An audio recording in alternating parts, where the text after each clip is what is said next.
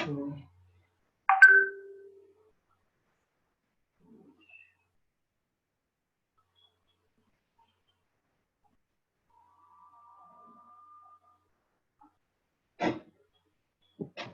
Information हम लोग discuss कर चुके थे।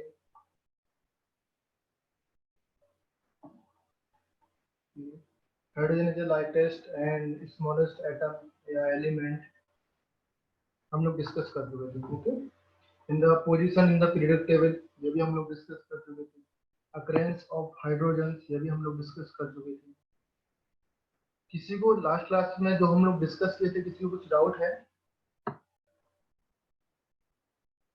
अकरेंस हम डिस्कस कर चुके थे, आइसोटोप डिस्कस किया हम लोगों ने।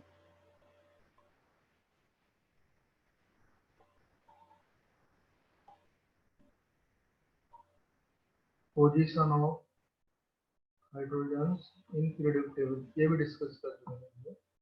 किसी को अभी तक यहाँ पे कुछ डाउट है? Is anyone having any doubts? No sir. हम लोग रिवाइज कर लेते हैं जल्दी जल्दी से, then we'll proceed. Okay?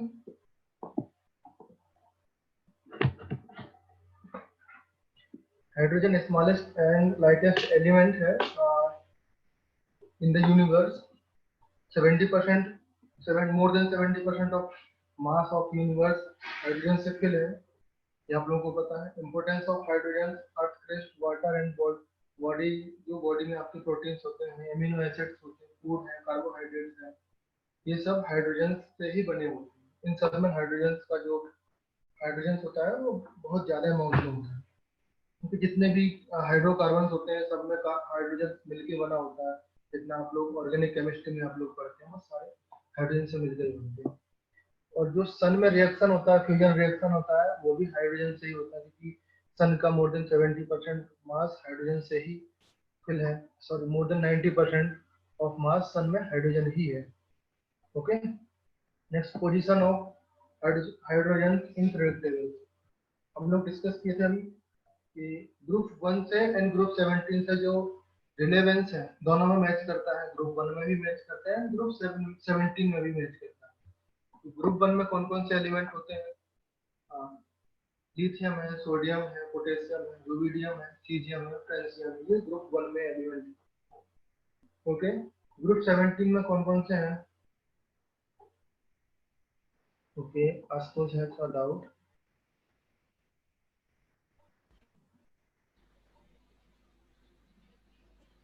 Yes,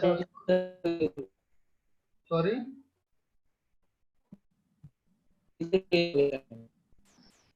voice clear नहीं आ रहा आशुतोष आपका।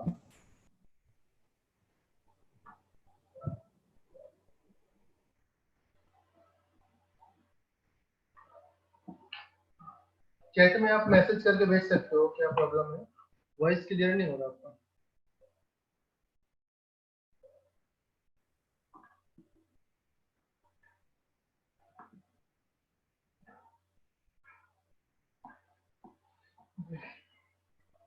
जो ग्रुप 1 से जो भी सिमिलरिटीज हैं, कौन कौन सी सिमिलरिटीज है ग्रुप 1 में, वो हम लोग रिवाइज कर लेते हैं। Hydrogen place in group 1 alkali metals में प्लेस है। जो पीरियोडिक टेबल हम लोग देखते हैं उसमें दिखाता है कि यहाँ पे जो ग्रुप 1 में है वहां पे हाइड्रोजन को प्लेस किया गया है। नेक्स्ट है उसका इलेक्ट्रॉनिक कॉन्फ़िगरेशन। हाइड्रोजन के आउटर मोस्ट सेल में, और जो भी उसका सेल में एक ही इलेक्ट्रॉन्स है तो उसका आउटर मोस्ट सेल में भी एक ही इलेक्ट्रॉन्स होगा। तो जो उसका इलेक्ट्रॉनिक कॉन्फ़िगरेशन है वो जो एल्कली मेटल्स है, जो ग्रुप 1 में जो मेटल्स है उनसे मैच करता है, जिसकी वजह से उसको ग्रुप 1 में रखा गया है। नेक्स्ट है ये यूनिपॉजिटिव है या मोनोवैलेंट बोल सकते हैं, मतलब इसका वैलेंसी 1 है। ओके, तो जो H, जब हाइड्रोजन एक इलेक्ट्रॉन लूज करता है तो ये H+ बनाता है। सिमिलर जो भी ग्रुप 1 में जितने भी एलिमेंट है वो सब लिथियम है, सोडियम है, पोटेशियम, रुबिडियम, सारे एक इलेक्ट्रॉन लूज करने से सिंगल पॉजिटिव या यूनिपॉजिटिव एलिमेंट यूनिपॉजिटिव आयन बनाते हैं। ओके, एंड सारे की वैलेंसी 1 है, जितने भी ग्रुप 1 में एलिमेंट है सबकी वैलेंसी 1 है। हाइड्रोजन की भी वैलेंसी 1 है, इसलिए ये ग्रुप 1 में प्लेस किया गया है। नेक्स्ट सिमिलरिटीज है, ऑक्साइड फॉर्म करते हैं। ये जैसे H2O ऑक्साइड है, लिथियम Li2O, Na2O, ये सारे ऑक्साइड है। जैसे ग्रुप वन में बाकी element alkali metals oxide form करते हैं, सिमिलर हाइड्रोजन भी ऑक्साइड फॉर्म करता है। नेक्स्ट है, जो ग्रुप वन में जितने भी एलिमेंट हैं, लिथियम, सोडियम, पोटेशियम, सारे रिड्यूसिंग एजेंट की तरह काम करते हैं। रिड्यूसिंग एजेंट क्या है, खुद रिड्यूस हो जाता है, खुद ऑक्सीडाइज हो जाता है, दूसरे को रिड्यूस कर देता है, ये रिड्यूसिंग एजेंट होता है। आगे हम लोग देखेंगे इसी चैप्टर में, जब केमिकल प्रॉपर्टीज आएंगी तो कैसे रिड्यूसिंग एजेंट की तरह काम करता है वो हम लोग देखेंगे। ओके। नेक्स्ट, जो ग्रुप 17 से जो सिमिलरिटीज हैं, वो क्या क्या सिमिलरिटीज हैं ग्रुप 17 से, वो हम लोग देखते हैं कि हाइड्रोजन,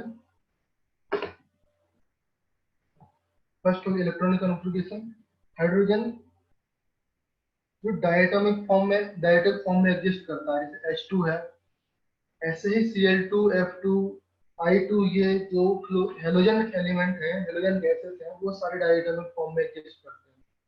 ओके, तो ये एक सिमिलरिटीज हो गई।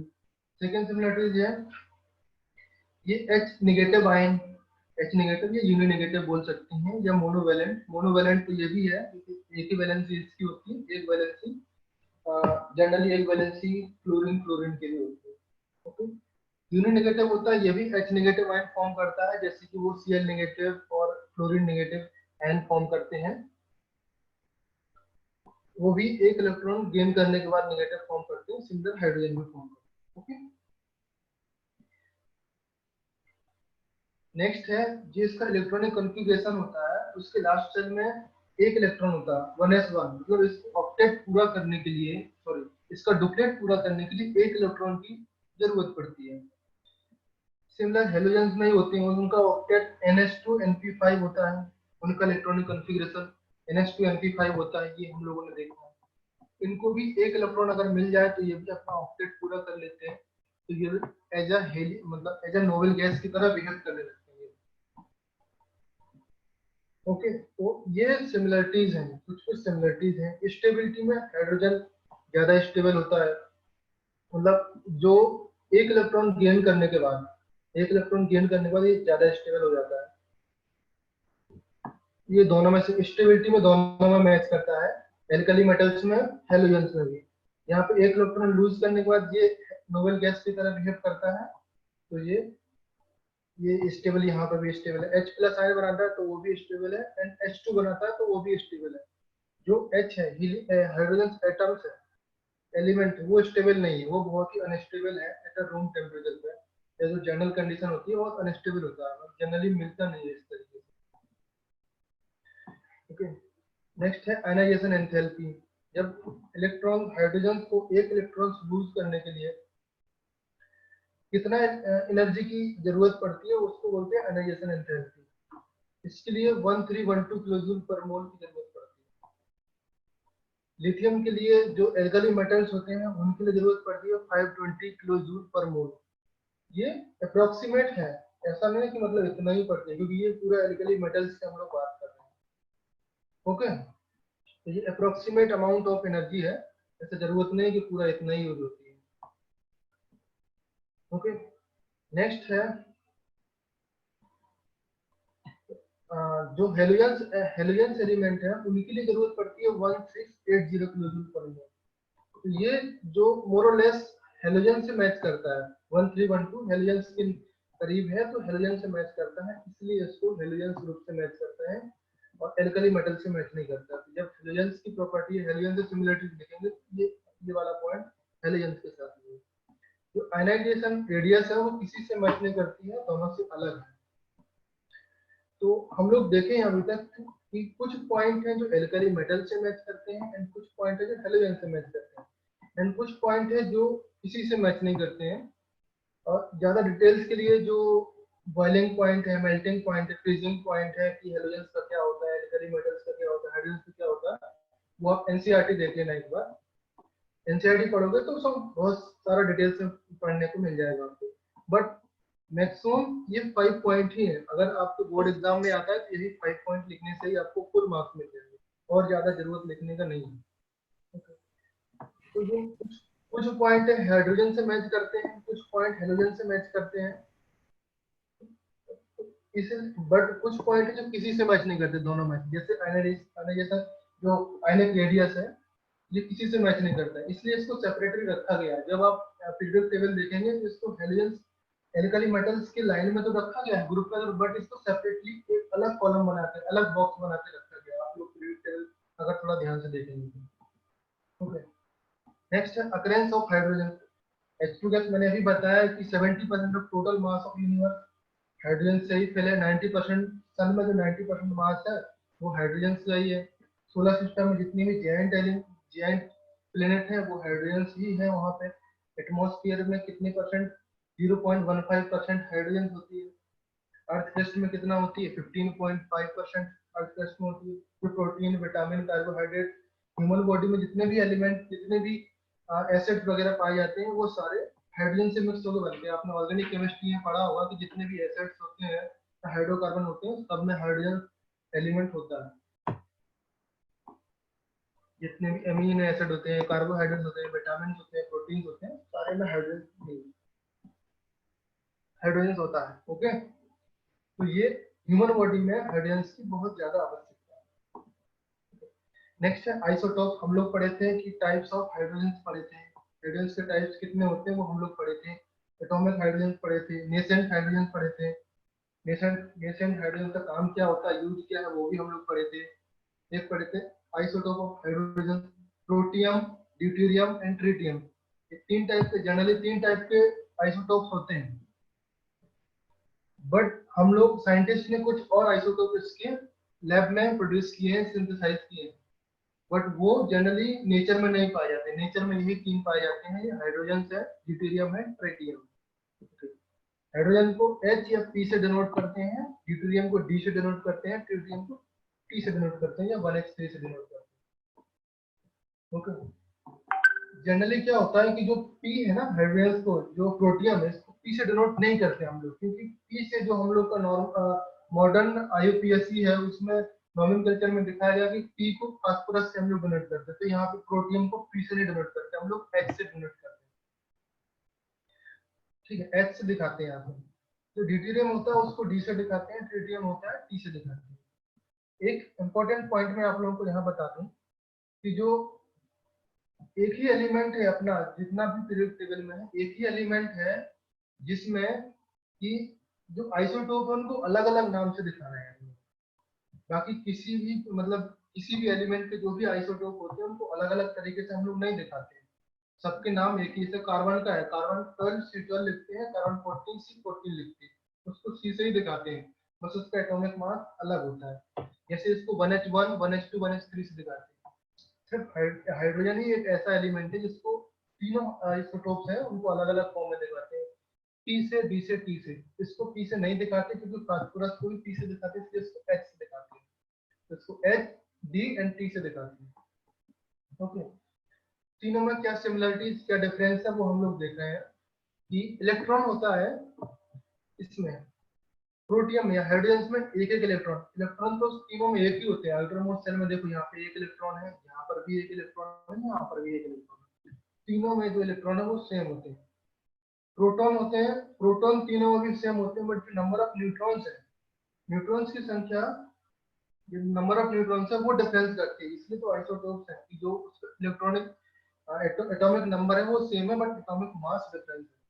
अब एटॉमिक नंबर इलेक्ट्रॉन प्रोटॉन दोनों बराबर होते हैं, आप लोगों ने पढ़ा होगा कि number of electron E is equal to P is equal to, ये इलेक्ट्रॉन एंड प्रोटॉन और एटॉमिक नंबर तीनों इक्वल होते हैं। आपने एटॉमिक स्ट्रक्चर में पढ़ा होगा, अगर नहीं पढ़ा है तो आप लोग थोड़ा नोट्स रिवाइज कर लो, तो देखो। ओके,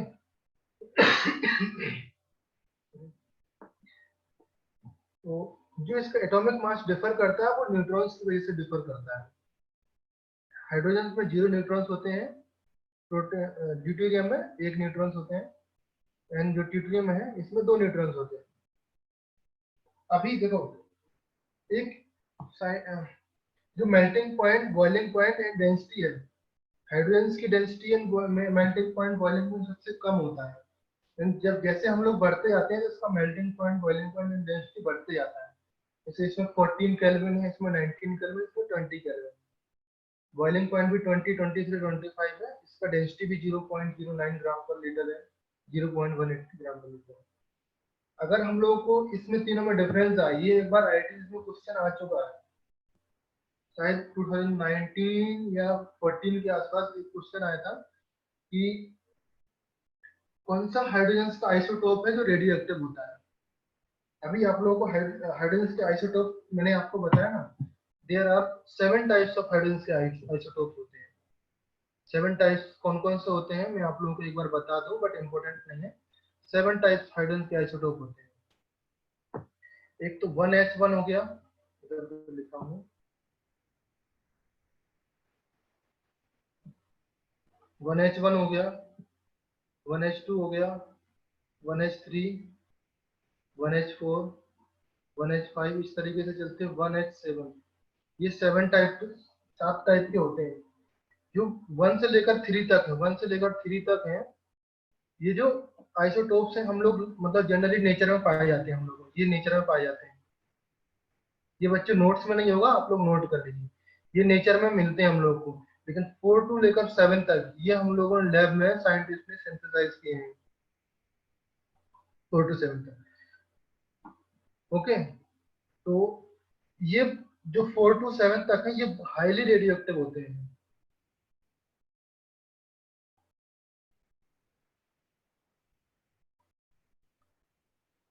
हाईली रेडियो एक्टिव होते हैं, आप लोग इसको नोट कर लो। बट जेई में आया था क्वेश्चन की सबसे मतलब मोस्टली रेडियो एक्टिव होते हैं, highly radio active and unstable होते हैं।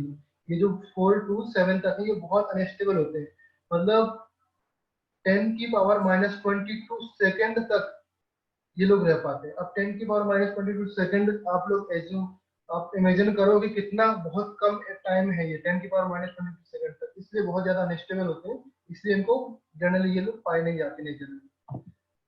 1 से लेकर 3 तक नेचर में पाए जाते हैं, एंड जो 3 नंबर है 1H3 है, ये नेचर में पाया जाता है। ये हाईली रेडियो एक्टिव भी होता है एंड स्टेबल भी होता है। स्टेबल मींस किसके कंपैरिजन में, 4 टू 7 के कंपैरिजन में स्टेबल होता है। अगर इन तीन में देखा जाए तो ये वाला ज्यादा स्टेबल होता है 1H1। अगर सब में देखा जाए तो ये 1H1 सबसे ज्यादा स्टेबल होता है, मतलब 1 से लेकर के 2, 3, 4, 5 ये स्टेबिलिटी का ऑर्डर है। ओके, तो इसका आंसर था 3 वाला 1H3, ये इसका आंसर था। जो ये वाला एलिमेंट है ये highly stable and radio active isotopes था।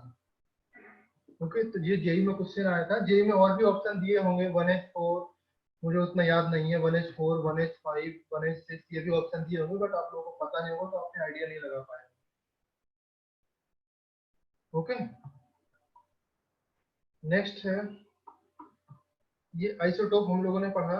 नेक्स्ट हम लोग पढ़े थे आइसोटोपिक इफेक्ट पढ़े थे हम लोग। आइसोटोपिक इफेक्ट क्या होता है बच्चों कि जिसका मास ज्यादा होता है, आइसोटोप में क्या है कि 1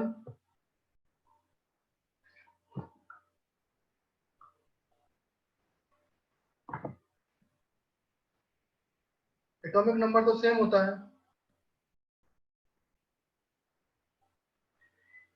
जो नंबर ऑफ न्यूट्रॉन्स होते हैं वो डिफरेंट होते हैं। तो नंबर ऑफ न्यूट्रॉन्स डिफरेंट की वजह से जो मास होता है उनका वो डिफरेंस होता है, मास डिफर करता है। इस मास डिफरेंस की वजह से जो रिएक्शन का रेट ऑफ रिएक्शन होता है,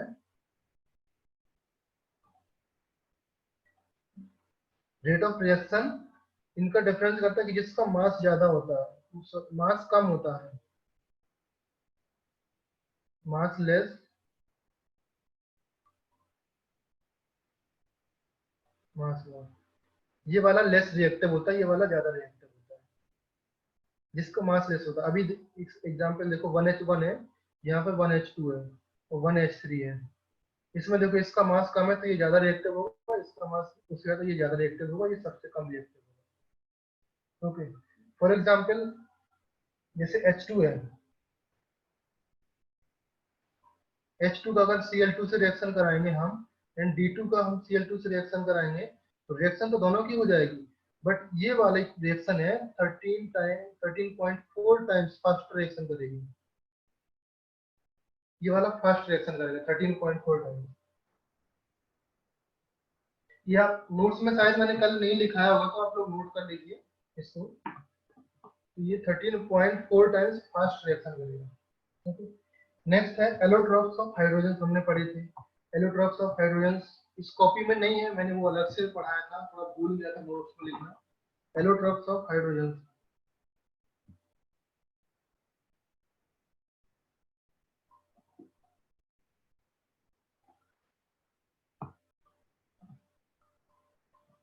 ये एलोट्रॉप्स ऑफ हाइड्रोजन।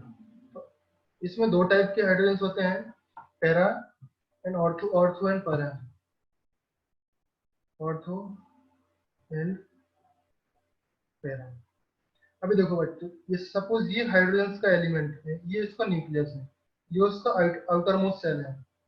ये भी हाइड्रोजन का न्यूक्लियस है, ये भी उसका आउटर मोस्ट सेल है। ओके, अभी ये दोनों एलिमेंट है, ये दोनों एलिमेंट जो न्यूक्लियस है, अभी देखो यहाँ पे एक इलेक्ट्रॉन होगा, यहाँ पर भी एक इलेक्ट्रॉन होगा, दोनों के इलेक्ट्रॉन तो बाहर आउटर मोस्ट सेल में होते हैं कि नहीं होते। अभी इलेक्ट्रॉन्स आपने पढ़ा होगा, इलेक्ट्रॉन स्पिन करता है, मतलब इलेक्ट्रॉन घूमता है, उसके सेल में घूमता है। आपने स्पिन पढ़ा होगा, इलेक्ट्रॉन का स्पिन क्लॉकवाइज एंटी क्लॉकवाइज होते हैं, इस तरीके से आप लोगों ने पढ़ा होगा। तो इस इलेक्ट्रॉन्स की स्पिन की वजह से जो न्यूक्लियस है, न्यूक्लियस भी स्पिन करता है। जब ये लैब में साइंटिस्ट लोगों ने देखा गया कि जो ये अगर ये इलेक्ट्रॉन्स घूमता है तो इसका न्यूक्लियस भी घूमता है। अगर न्यूक्लियस का क्लॉकवाइज घूमता है, जैसे दोनों का न्यूक्लियस क्लॉकवाइज घूमता है, तो उसको ऑर्थोहाइड्रोजन बोलते हैं। अगर दोनों का न्यूक्लियस एंटी क्लॉकवाइज घूमता है,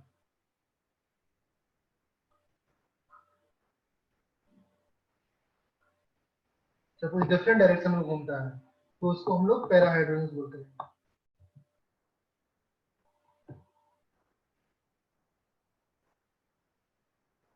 अब ऑर्थो एंड पैराहाइड्रोजन में कुछ डिफरेंस है, उस डिफरेंस को आप लोग हेलो, हाँ बोलिए, किसी को डाउट है?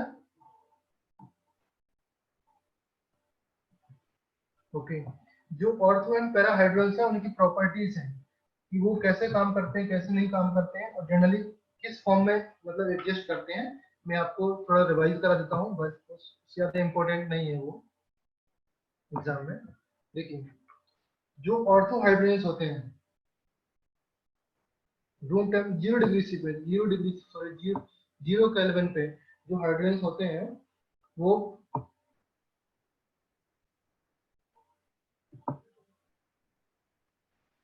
पैरा हाइड्रोजन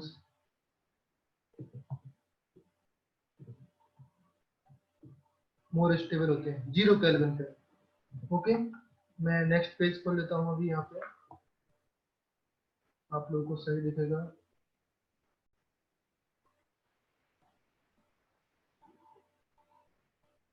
अभी दिख रहा है आप लोगों को?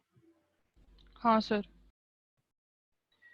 नंबर 1 पॉइंट होगा ये, इसको लिख लीजिए, नोट्स कॉपी में नहीं है ये, नंबर 1 पॉइंट हो गया। ओके, नंबर 2 पॉइंट है रूम टेम्परेचर पे,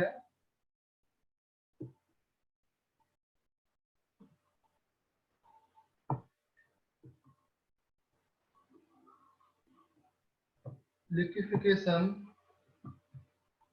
of air. Liquefaction of air समझ रहे हो?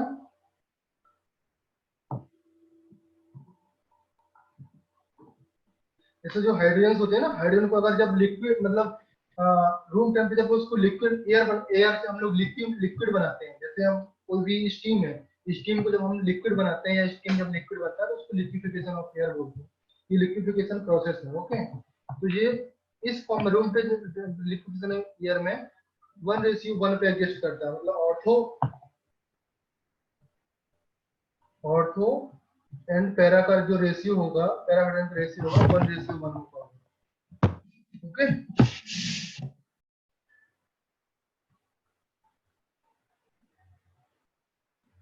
ये कंडीशन इसमें इंपॉर्टेंट है लिक्विफिकेशन ऑफ एयर में। थर्ड पॉइंट है एट रूम टेम्परेचर,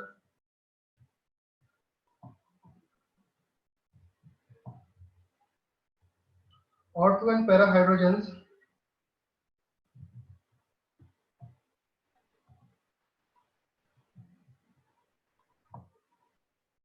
इसका रेशियो 3:1 में एग्जिस्ट करता है। इसके बाद अगर किसी भी टेम्परेचर पे आप गर्म करते हैं हाई टेम्परेचर पे, इससे रेशियो चेंज नहीं होता, ये 3:1 पे ही रहता है इसका ratio.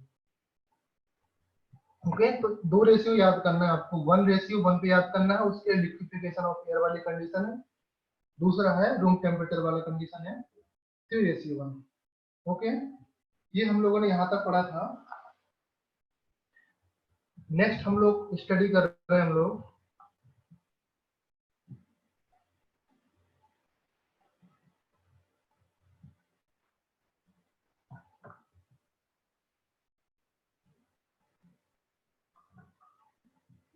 Preparation of hydrogen. Hydrogen का प्रिपरेशन या उसका मेथड्स क्या होते हैं वो हम यहाँ पे देखते हैं कि हाइड्रोजन का प्रिपरेशन कैसे हाइड्रोजन बनाते हैं लैब में, और कॉमर्शियल कॉमर्शियल मेथड्स क्या होते हैं उसके। तो लैब में बनाने के लिए जनरली दो मेथड्स हैं जो एनसीईआरटी में लिखी हुई हैं, और भी मेथड्स हैं जिससे हम लोग बनाते हैं, बट जो एनसीईआरटी को फॉलो कर रहे हैं हम लोग, तो एनसीईआरटी में जो मेथड्स हैं वो मैं आप लोगों को बता रहा हूँ। जनरली और भी मेथड्स हैं वो मैं भी आपको बताऊंगा, बट वो इतना इंपॉर्टेंट नहीं है क्योंकि ये चैप्टर ही पूरा इंपॉर्टेंट नहीं है। कुछ ही पॉइंट है जिसका केमिकल रिएक्शन है वो ज्यादा इंपॉर्टेंट है, उस पर आप लोगों को ध्यान देना है। जहाँ पे इंपॉर्टेंट है मैं आपको बता दूंगा कि ये चैप्टर का ये चीज इंपॉर्टेंट है। बाकी आपको एक बार रीड कर लेना है, इनकेस अगर कभी रिएक्शन में या कभी इसका आंसर या क्वेश्चन वगैरह आ गया तो आप लोग मिस ना करें, क्योंकि ये स्कोरिंग चैप्टर होता है, बहुत ही इजी चैप्टर है। ओके, नंबर 1 है, आप लोग नोट कर लीजिए, नंबर 1 है लैब मेथड, ये laboratory method. Laboratory method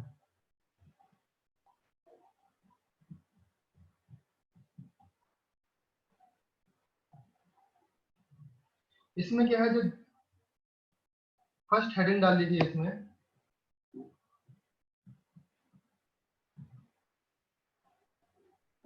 dilute acid होता है, डाइल्यूट एसिड का रिएक्शन कराते हैं जब हम लोग मेटल से रिएक्शन कराते हैं। Action of dilute acid and metals. Metals है, सपोज फॉर एग्जांपल हम लोग लेते हैं जिंक मेटल है, प्लस 2HCl, ये डाइल्यूट एसिड है। ओके, इसकी रिएक्शन कराते हैं हम लोग तो ये ZnCl2 बनता है, प्लस H2 गैस बनती है। ओके, अभी देखो, ऐसा नहीं कि ये आप लोग बोलेंगे सर ने एक ही मेटल से लिखा है तो एक ही मेटल से रिएक्शन करते हैं। जनरली जो इलेक्ट्रोकेमिकल सीरीज है, आप लोगों ने पढ़ा है इलेक्ट्रोकेमिकल सीरीज? नहीं। इलेक्ट्रोकेमिस्ट्री चैप्टर में आप लोग इसको पढ़ेंगे। तो इसमें क्या है, इलेक्ट्रोमैग्नेटिक जो भी इलेक्ट्रोकेमिकल सीरीज में जो भी इलेक्ट्रोपॉजिटिव मेटल्स होती हैं, जो भी हाइड्रोजन से ऊपर होती है, एक सीरीज होती है, मैं आपको लिखा दूं, आप लोग नोट कर लीजिए, क्योंकि ये नोट्स में नहीं है तो आप लोग फिर बोलोगे सर ने क्या है। नोट कर लीजिए चाहे यहाँ पे, लिथियम होता है, के, potassium, barium, strontium, calcium, sodium, magnesium, aluminium, Zn, zinc, chromium, Fe, cadmium. उसके नीचे ही है, नीचे आप लोग नोट कर लेना, निकिल, ये इसके नीचे ही है, ये इसके नीचे ही है। ओके, निकिल है, उसके बाद Sn है, Pb है, हाइड्रोजन है, Cu है, Cu कॉपर है, Ag, Au क्लोरीन। अभी जिसका नाम नहीं आपको पता वो बताइए, किसी का नाम नहीं पता आपको? लिथियम है, lithium, potassium, barium, strontium, calcium, sodium, magnesium,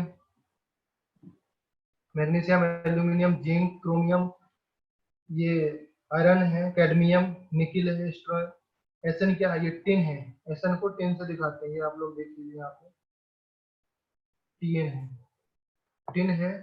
ये पीबी क्या है, पीबी का नाम बताएगा कोई? लेड। लीड। लंबम। लंबम। ये हाइड्रोजन है।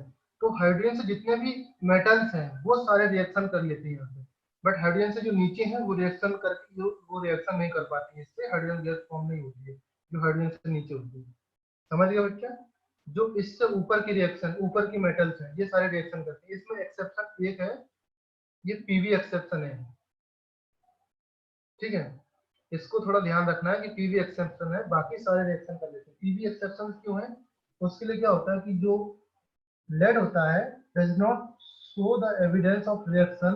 तो डाइल्यूट HCl से अगर रिएक्शन कराते हैं, इसमें डाइल्यूट HCl या H2SO4 से रिएक्शन कराते हैं तो वो उसमें HCl या H2SO4 की फ्यूम्स बनने लगती है, मतलब वेपर बनने लगते हैं।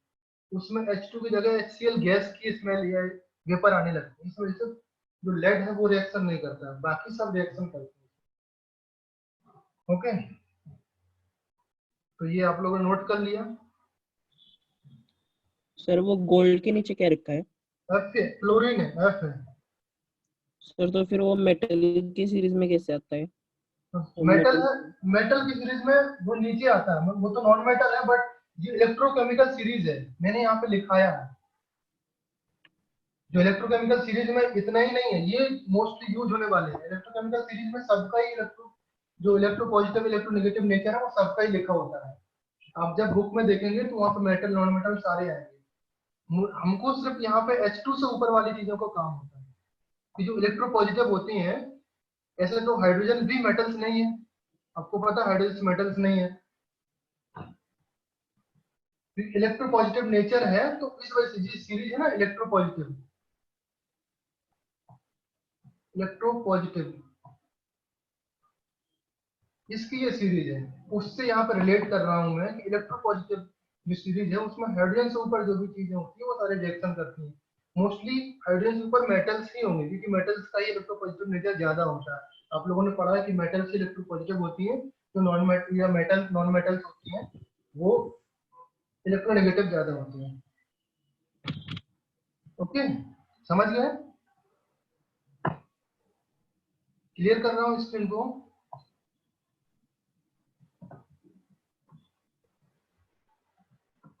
तो ये आप लोग नेक्स्ट है action of strong alkali of zinc. तो मैंने यहाँ पे बताया एसिड से रिएक्शन एंड बेस से रिएक्शन। आप एसिड और बेस से किसी से भी रिएक्शन करा दो तो वो दोनों से रिएक्शन करके फॉर्म हो जाता है। अभी इसमें देखो action of strong alkali on zinc and aluminium. देखो बच्चों, एसिड के साथ तो रिएक्शन सभी कर लेते हैं, बट जो बेस के साथ रिएक्शन होते हैं वो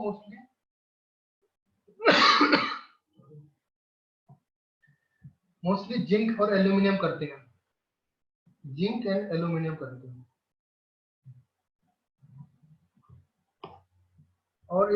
और टिन भी करता है, बेरिलियम भी करता है। ये चार मेटल्स हैं जो आपको रिएक्शन करते हैं बेस के साथ प्लस बेस लिखेंगे यहाँ पे। बेस को मैं OH नेगेटिव भी आगे लिखूंगा, या आपने पढ़ा होगा। आप लोगों को ऑर्गेनिक केमिस्ट्री हुआ ना? चल रहा है अभी। ओके, तो बेस को हम लोग OH नेगेटिव से लिखते हैं, तो यहाँ पे किसी को डाउट है क्या? No sir. अगर मैं एसिड को H पॉजिटिव से लिख दूं तो यहाँ पे किसी को पता है, डाउट है या कुछ कंफ्यूजन है? No sir. ओके, तुम आगे कभी भी एसिड की बात आएगी तो वहां पे H पॉजिटिव से रिएक्शन कराऊंगा, बेस की बात आएगी तो यहाँ OH नेगेटिव से रिएक्शन कराऊंगा। ओके, हाँ।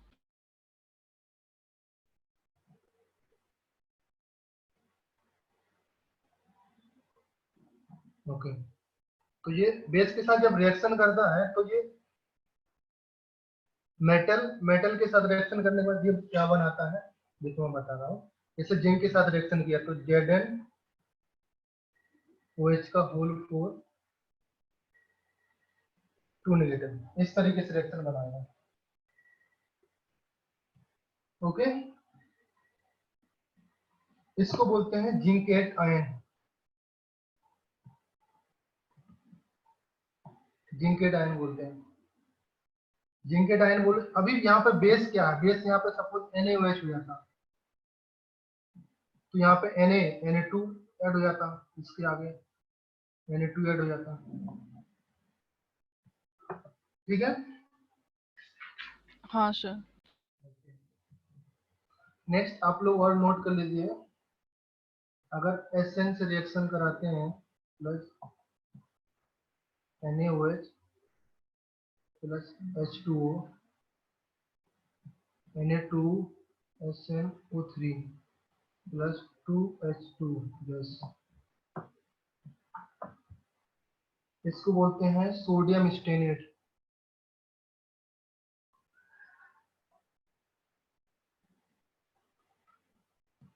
ये कॉपी में नहीं होगा बेटा, जो मैं लिखा रहा हूँ वो कॉपी में नहीं होगा, बट ये बात याद रखना।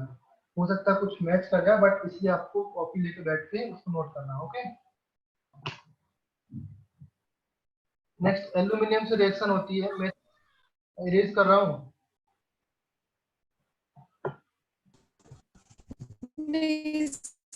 सर रुको। ओके।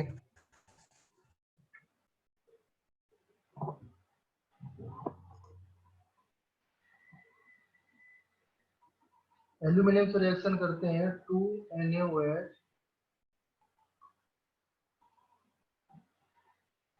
रिएक्शन कर रहे तो यहाँ पे 2NaClO2 प्लस 3H2O बनता है। ओके, इसको बोलते हैं सोडियम एल्यूमिनियम ऑक्साइड।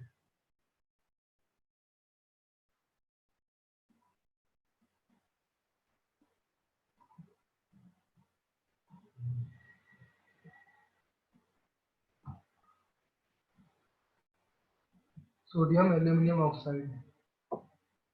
ओके।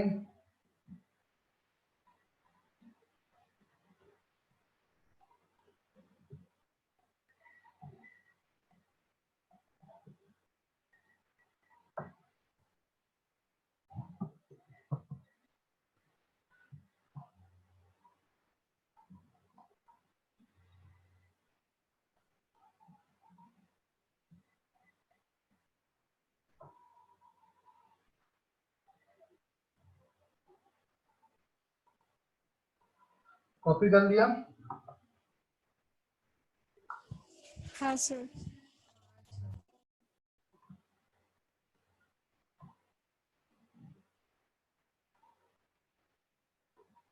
हाँ, जो जयंत राव ने डाउट पूछा है H4 to H7 are manmade. हाँ, H4 to H7 लैब में सिंथेसाइज करते हैं, लैब में बनाते हैं, बट वो हाईली अनस्टेबल होते हैं, radioactive element, radioactive isotopes hydrogen के। जो डाउट पूछा है ना जयंत राव ने, हाँ सर। तो 1H से या मतलब H1 से 1H1 से 1H3 तक ये जनरली नेचर में फाउंड होते हैं, मतलब नेचर में मिलते हैं। 1H1 से 1H1, 1H2 एंड 1H3, बस यही तीन है, मेनली यही थ्री हैं।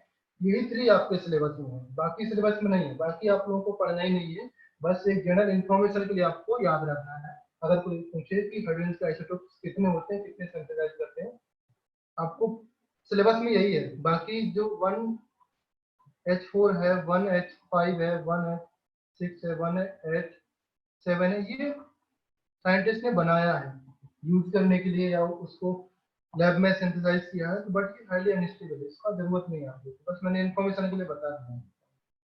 ओके। Okay sir. नेक्स्ट है, हेडिंग डालिए, ये बुक में नहीं है, UNO's method.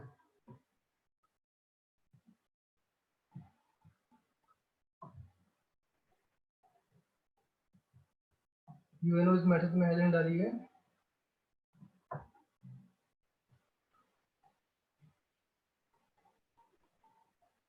Bye action of QH. QH का कोई नाम बताएगा?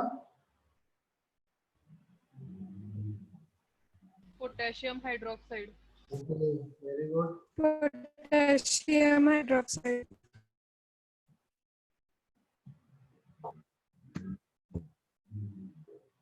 by action of potassium hydroxide on scrap of aluminum and silicon। Aluminium and silicon का इसमें क्या है, जनरली वही रिएक्शन है, आप लोगों को पता होगा, अभी मैंने बताया ना, यहाँ पर रिएक्शन जैसे KOH plus 2 aluminium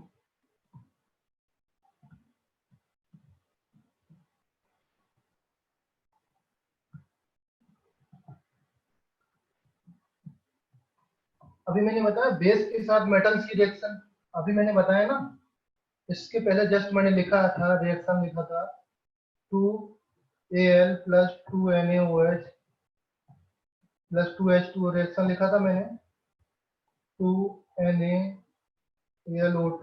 plus 3H2, ये रिएक्शन लिखा था। सेम वही रिएक्शन है ये दोनों, बस इसने ये साइंटिस्ट के नाम के ऊपर ज्यादा फेमस है, और ये इसने जो रिएक्शन कराया ना scrap aluminium and metals, aluminium and silicon के साथ रिएक्शन कराया।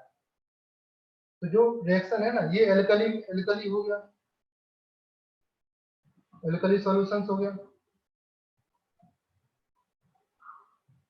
ये हो गया मेटल्स।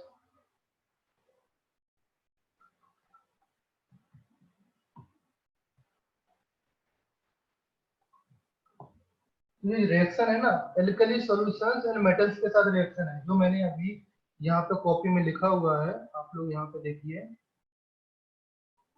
ये लिखा ना, action of strong alkali on zinc and aluminium, तो ये एल्कली का रिएक्शन है वही, बट जो KOH के साथ रिएक्शन होती है वो यूनोस मेथड के साथ, मेथड्स के नाम से ज्यादा जानी जाती है। ओके, तो आप लोग इसके नाम से जानेंगे इसको, यूनोस मेथड। ये इसमें क्या होता है कि 99% प्योर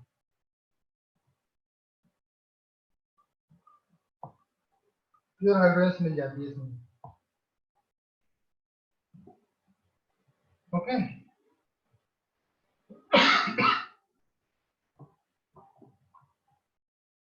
कॉपी हो गया।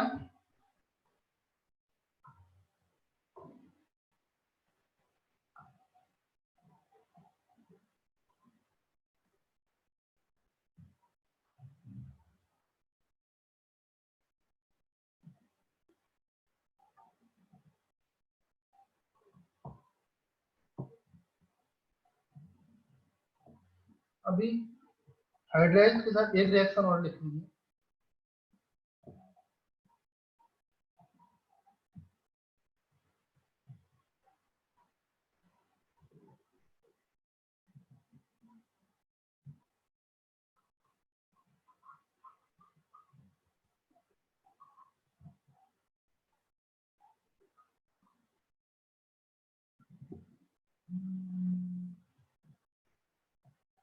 सोडियम हाइड्राइड,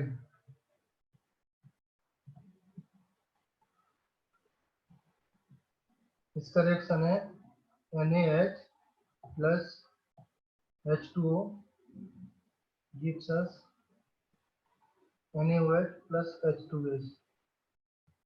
ओके, जब हाइड्राइड की रिएक्शन कराते हैं हम लोग वाटर से, तो हमको बेस प्लस हाइड्रोजन गैस मिलता है।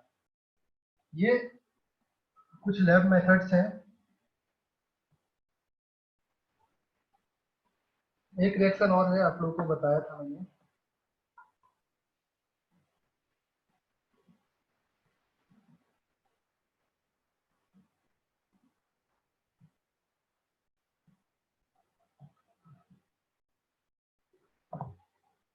Action of water on metals.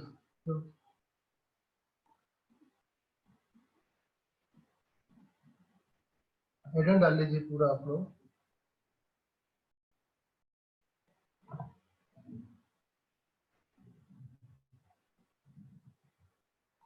Action of water on metals. Okay, metals क्या है, जो ग्रुप 1 में जितने एलिमेंट है वो सारे मेटल्स हैं। सोडियम एक एग्जांपल ले लिया, प्लस 2H2O।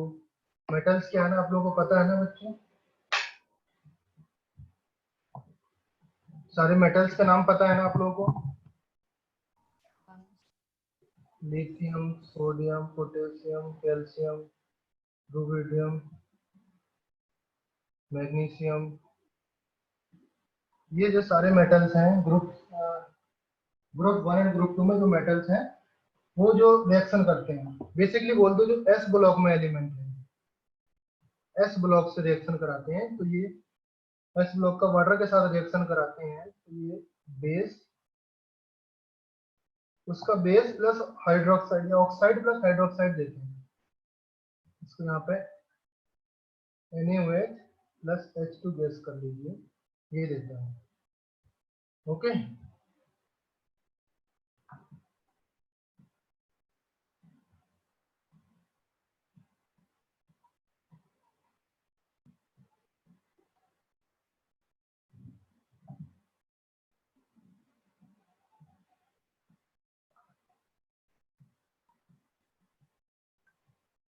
जो Mg के साथ रिएक्शन होता है बेटा, जो यहाँ पर रिएक्शन होता है ना, ये हॉट वाटर से रिएक्शन होता है, हॉट वाटर से रिएक्शन करने। बट Mg के साथ जो रिएक्शन होता है Mg प्लस H2O, ये रिएक्शन करने के बाद MgO बनाता है, मैग्नीशियम ऑक्साइड बनाता है प्लस H2 गैस बनाता है।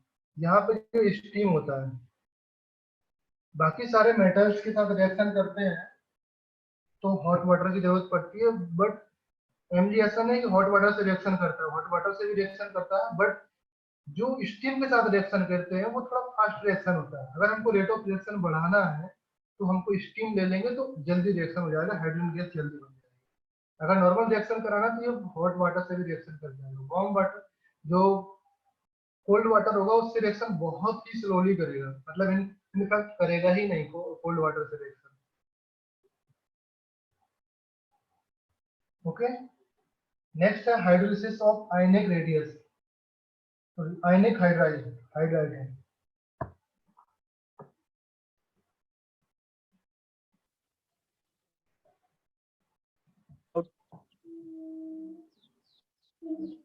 हेलो। हाँ हेलो। हाँ सर, आपने सोडियम के केस में हॉट वाटर लिया ना, तो फिर वो कोल्ड वाटर से भी विगरसली रिएक्ट करते, तो उसमें कोल्ड वाटर क्यों नहीं यूज करते?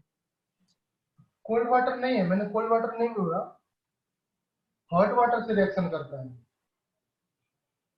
वही सर, कोल्ड वाटर क्यों नहीं यूज करते? कोल्ड वाटर से रिएक्शन नहीं, मैंने बोला ना कि जो रेट ऑफ रिएक्शन बहुत स्लो हो जाता है, मतलब रिएक्शन नहीं होता, इनफेक्ट रिएक्शन होता ही नहीं कोल्ड वाटर से रिएक्शन, तो वो प्रॉब्लम है यहाँ पे। अगर अदरवाइज तो रिएक्शन में कोई प्रॉब्लम नहीं है, उसमें जो हॉट वाटर लेते हैं उसमें रेट ऑफ रिएक्शन ज्यादा फास्ट होता है, तो रेट ऑफ रिएक्शन वहाँ पे अच्छा हो जाता है। ओके, नेक्स्ट देखो यहाँ पे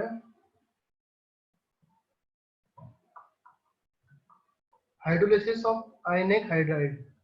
ये है जो हाइड्राइड मैंने लिखा ना यहाँ पे, जो मैंने अभी रिएक्शन बताया था, सोडियम हाइड्राइड पोटेशियम हाइड्राइड, वही हाइड्राइड का रिएक्शन है, वाटर के साथ रिएक्शन करते हैं तो यहाँ पे ये बनाना है। तो मैंने सोडियम के साथ लिखाया, उसी पॉइंट में ऐड कर लीजिए, calcium hydroxide plus 2H2O reaction करने के बाद कैल्शियम हाइड्रोक्साइड प्लस 2H2 बनता है। यहाँ पे इसका जनरल फॉर्म ऑफ रिएक्शन ये है H नेगेटिव, यहाँ पे कैल्शियम डबल पॉजिटिव है, 2H सिंगल नेगेटिव आ जाएगा, तो H नेगेटिव रिएक्शन करता है जब वाटर के साथ। तो यहाँ पे देखो, ये जो H नेगेटिव है इससे बन जाएगा, इसका जो एक H पॉजिटिव है ना, H पॉजिटिव, वो इससे रिएक्शन करने के बाद H2 बना देगा, ये पॉजिटिव ये नेगेटिव दोनों रिएक्शन करने के बाद H2 गैस बन जाएगी। इसे मैंने लिखा same as acid base reaction in Bronsted Lowry theory. Bronsted Lowry theory में क्या होता है कि जो H आयन डोनेट करते हैं वो एसिड होते हैं, जो H प्लस आयन एक्सेप्ट करते हैं वो बेस होते हैं। Base means Bronsted Lowry base, Bronsted Lowry acid. Okay, जो डोनेट करते हैं वो एसिड होते हैं, जो एक्सेप्ट करते हैं वो बेस होते हैं। ओके,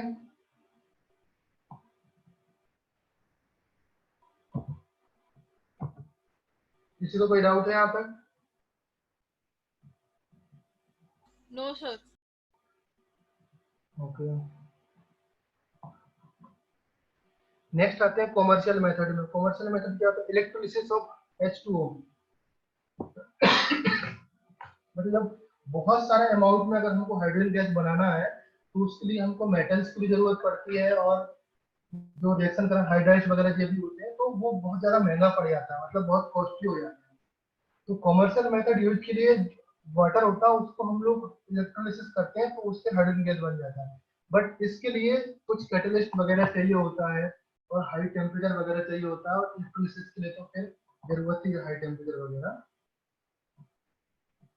तो यहाँ पर रिएक्शन कैसे होता है मैं आपको बताता हूँ, इसको क्लीन करता हूँ। वाटर का जब एसिडिफाइड वाटर करते हैं, मैंने कल आपको बताया था कि वाटर में बहुत सारे अमाउंट ऑफ वाटर होगा, उसमें एसिड की 2-3 ड्रॉप्स डाल देते हैं तो वो एसिडिफाइड वाटर हो जाता है। ये एसिडिफाइड वाटर भी बनाता है और बेसिक करने के बाद वाटर दोनों रिएक्शन करता है। अगर यहाँ पर कुछ बूंदे बेस की डाल देंगे तो भी रिएक्शन करेगा, कुछ बूंदे एसिड की डाल देंगे तो भी रिएक्शन करेगा। एसिडिफाइड वाटर और बेसिक वाटर। यहाँ पे अगर हम प्योर वाटर लेते हैं तो रिएक्शन नहीं करता बच्चों, क्योंकि प्योर वाटर न्यूट्रल हो जाता है। Pure water H+OH ion neutral हो जाता है, जिसकी वजह से रिएक्शन नहीं कर पाता। इलेक्ट्रोलिसिस करने से ये अलग अलग नहीं हो पाता। ओके, एसिडिफाइड वाटर इलेक्ट्रोलिसिस करते हैं तो H2 गैस कैथोड पर बनती है, एनोड पर बनती है O2 गैस। अभी देखो कैथोड और एनोड तो आप लोगों को पता होगा बच्चों। कैथोड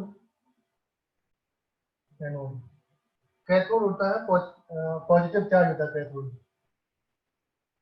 कैथोड नेगेटिव चार्ज होता है, और एनोड होता है पॉजिटिव चार्ज। ऑक्सीजन क्या है? ऑक्सीजन क्या है? इलेक्ट्रोनेगेटिव नेचर है। ऑक्सीजन आप लोगों को पढ़ा होगा इलेक्ट्रोनेगेटिव, हाईली इलेक्ट्रोनेगेटिव होता है। इलेक्ट्रोनेगेटिव, तो ये इलेक्ट्रोनेगेटिव होने के कारण से ये पॉजिटिव के पास अट्रैक्ट करता है, इसके पास अट्रैक्ट करेगा, तो यहाँ पे O2 गैस बनती है। हाइड्रोजन इलेक्ट्रो पॉजिटिव है, अभी हमने पढ़ा है जो इलेक्ट्रो पॉजिटिव सीरीज है ना, वहां पर पढ़ा था इलेक्ट्रो पॉजिटिव है। तो उसके इलेक्ट्रो पॉजिटिव सीरीज में ना क्लोरीन के नीचे हाइड्रोजन वगैरह भी आते हैं, सॉरी ऑक्सीजन वगैरह भी आते हैं। और उस टाइम अभी किसी ने कहा था कि सर क्लोरीन क्यों है यहाँ पे, तो इलेक्ट्रो पॉजिटिव सीरीज में नीचे क्लोरीन है, ब्रोमीन, ये सारे आते हैं। तो ये इलेक्ट्रो पॉजिटिव होने की वजह से ये पॉजिटिव प्लस कैथोड का नेगेटिव, ये दोनों रिएक्शन करने से इधर पर ये H2 गैस बनती है। अब इसके लिए एक फिगर है, मैं आप लोगों को दिखाता हूँ कैसे बनती है। 2 मिनट वेट करिए।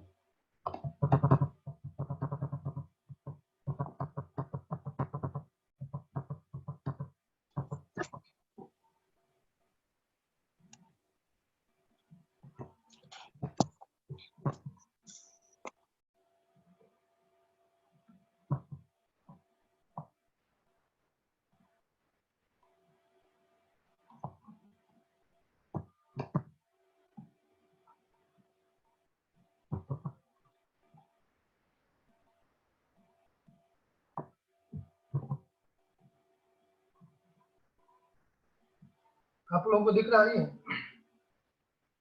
हाँ सर। इस तरीके से इलेक्ट्रोलिसिस करते हैं। ये कोई एलिमेंट है, ये कोई बीकर है, सपोज तुमको लैब में करना है, कॉमर्शियल मेथड में करना है। ये कोई बीकर है, यहाँ पे 2 नोड्स डाल दिए, इलेक्ट्रोड डाल दिए, दोनों इलेक्ट्रोड है, उसके ऊपर ये टेस्ट ट्यूब डाल दिया।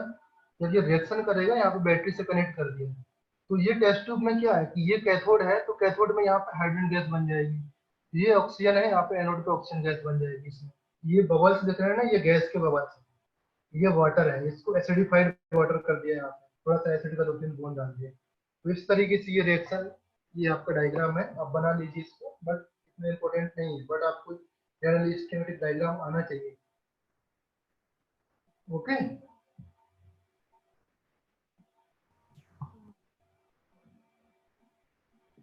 ड्रॉ कर लिया?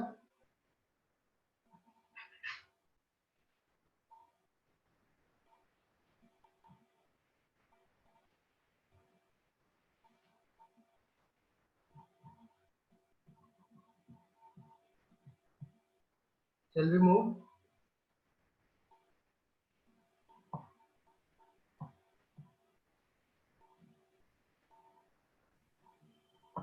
हाँ सर सर। वो हाइड्रोजन कहाँ मिलती है? टेस्ट ट्यूब के अंदर मिलती है या बीकर के बाहर लिबरेट हो जाती है? टेस्ट ट्यूब में ऊपर आएगी, हाइड्रोजन गैस है ना तो ऊपर आ जाएगी ना, गैस तो हमेशा ऊपर ही जाएगी, बीकर में नहीं आती। बीकर में तो सिर्फ वाटर रहेगा, वाटर एसिडिफाइड वाटर होता है, वाटर हमारा गैस में कन्वर्ट होता जाएगा, तो वो गैस हमारी टेस्ट ट्यूब में आ जाएगी सारी, वाटर का अमाउंट कम होता जाएगा, H2 अलग हो जाएगी, ऑक्सीजन अलग हो जाएगी। ओके ये स्कीमेटिक डायग्राम है ये, ऐसा मतलब कमर्शियल मेथड में ऐसा करते तो बहुत बड़ा बड़ा बंकर होता है और बॉयलर वगैरह सारा चीजें होती है उसमें। उसका भी डायग्राम है मेरे पास, मैं आपको दिखाता हूँ, चलिए दिखाई देता हूँ।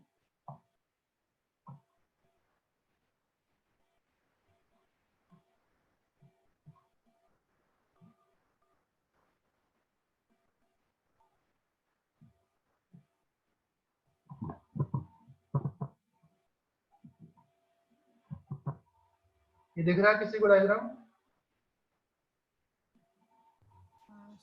हाँ इस तरीके से फैक्ट्री नुमा डायग्राम होते हैं, तो इसमें मतलब गैस स्टोर कर लेते हैं, ऊपर से कहीं से कनेक्शन होता है जिससे गैस हम लोग निकाल करके टैंकर में हम लोग फिल करते जाते हैं।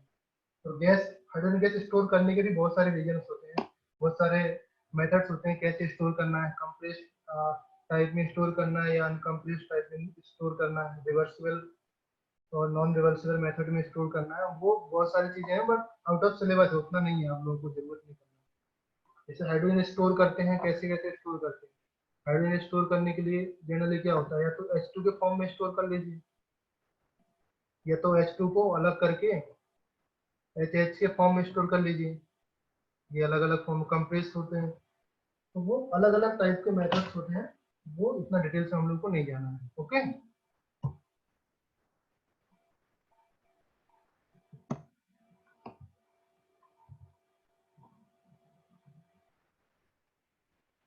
नेक्स्ट है इलेक्ट्रोलिसिस। नेक्स्ट जो मेथड है electrolysis of barium hydroxide by nickel electrode.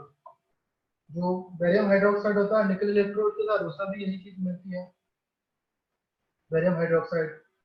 इसका इलेक्ट्रोलिसिस भी सेम, जो मैंने अभी फिगर बताया ना, उसमें भी बेरियम हाइड्रोक्साइड डालते हैं और निकल के इलेक्ट्रोड डालते हैं, तो उसमें भी हाइड्रोजन गैस निकल के इलेक्ट्रोड में मिल जाती है।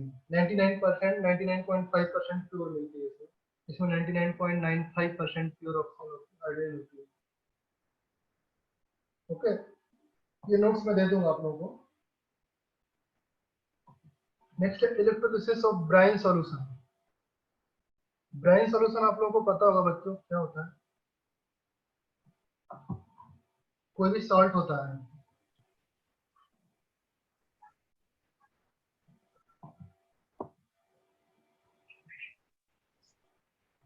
सॉल्ट प्लस वाटर, ये होता है ब्राइन सॉल्यूशन।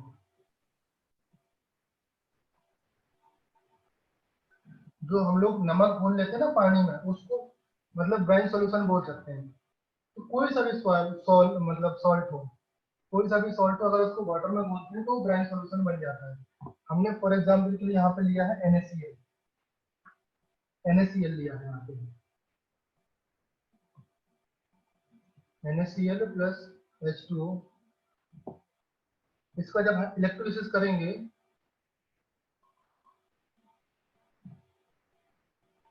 तो NaOH मिलेगा प्लस H2 प्लस Cl2 मिलेगा। ओके, अभी इसमें क्या होता है, जो इलेक्ट्रोलिसिस इसका भी हम लोग कर रहे हैं, तो इसमें भी इलेक्ट्रोड होंगे, एनोड होगा, कैथोड होगा। जहाँ पे इलेक्ट्रोलिसिस करते हैं वहाँ पे एनोड कैथोड होना जरूरी है और होगा ही, इसका प्रोसेस ही यही है। ओके, तो जो एनोड होता है, एनोड हमारा क्या होता है, पॉजिटिव चार्ज होता है। तो पॉजिटिव चार्ज की जगह पे क्या आएगा, जो Cl आएगा, इसमें ये पॉजिटिव में रहेगा, ये नेगेटिव में रहेगा। तो जो Cl नेगेटिव आयन है, Cl नेगेटिव आयन है, ये एनोड पर रिएक्शन करने के बाद Cl2 गैस बना देंगे, प्लस 2 इलेक्ट्रॉन रिलीज कर देंगे यहाँ पे, ये इस तरीके से। और कैथोड पे क्या होगा, जो H2O है, आप लोगों ने केमिस्ट्री में पढ़ा है, एक चीज पढ़ी है क्या केमिस्ट्री में, कि जो वाटर होता है H2O प्लस H2O रिएक्शन करने के बाद H3O पॉजिटिव में रहता है ये, है? हाँ सर पढ़ा है। जनरली क्या है, H2O नहीं रहता है, H पॉजिटिव OH नेगेटिव नहीं रहता ये H3O पॉजिटिव में रहता है, इस तरीके से फॉर्म में रहता है सॉल्यूशन में। तो इसलिए यहाँ पे ये पॉजिटिव आयन होने के कारण, ये कैथोड हमारा नेगेटिव आयन होता है, ये पॉजिटिव आयन होने के कारण से ये इस पे रिएक्शन करने के लिए आया कैथोड। समझ गए ना? ये रिएक्शन करेगा इस पे क्या बनाएगा, ये OH नेगेटिव बनाएगा प्लस H2 गैस बनाएगा। ओके, अब जो बचा हुआ रिमेनिंग है, रिमेनिंग क्या है यहाँ पे, Na पॉजिटिव भी बचा है प्लस ये OH नेगेटिव बचा हुआ है, इसका ये OH नेगेटिव आ गया, तो ये रिएक्शन करेगा यहाँ पे NaOH बनाएगा। तो मेजर प्रोडक्ट हमारा NaOH ही होता है, ये हमारे बाई प्रोडक्ट होते हैं। ओके,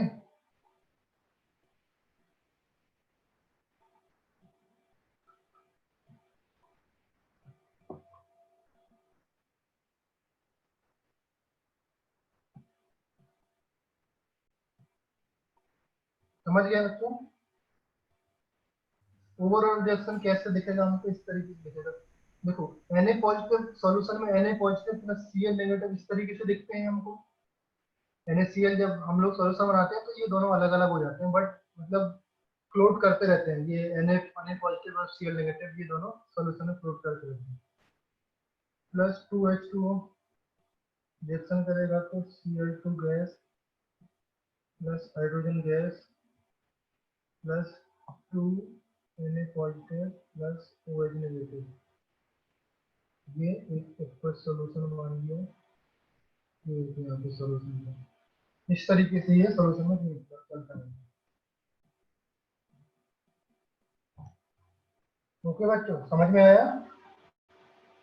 अभी ये प्रोसेस को पूरा पूरा क्या बोलते हैं, क्लोर एल्कली प्रोसेस बोलते हैं इसको, CHLOR एल्कली।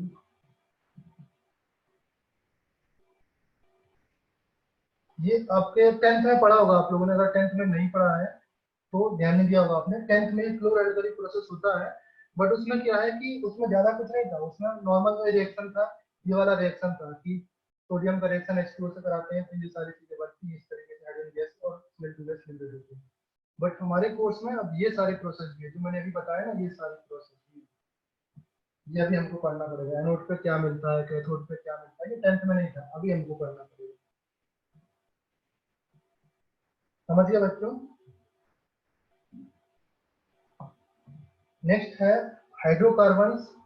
जो हाइड्रोकार्बन से रिएक्शन होता है, फ्रॉम हाइड्रोकार्बन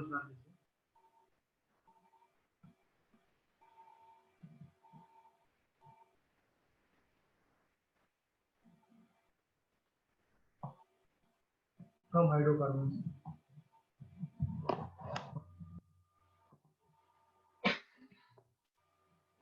जब एल्केन से रिएक्शन करता है हाइड्रोकार्बन में,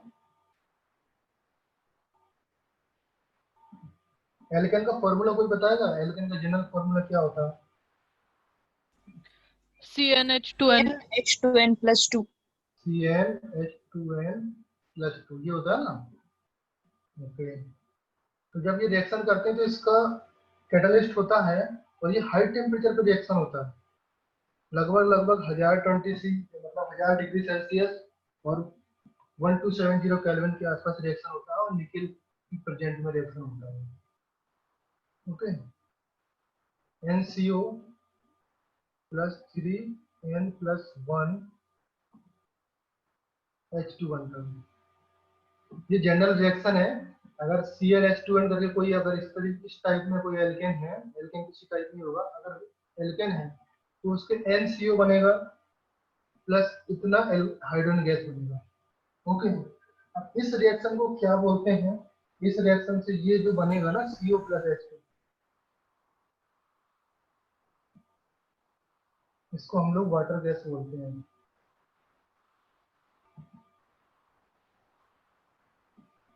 अभी फॉर एग्जांपल मैं आपको लिखाता हूँ,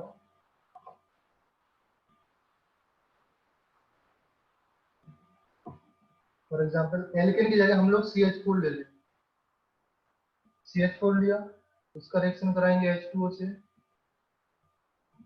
सेम 1270 केल्विन, निकल electrode, carbon monoxide plus H2 बनेगा। यहाँ पे देखो N कितना है, 1 1 है, तो यहाँ पे N की जगह 1 रख देंगे। ओके, आई थिंक हम लोग 2N+1 है शायद यहाँ पे, तो उतना देख लेना बैलेंस रिएक्शन में, 2N+1 है यहाँ पे शायद, यहाँ पे 3 आएगा, 3 4 6 6 आ जाएगा, 3H2 आएगा।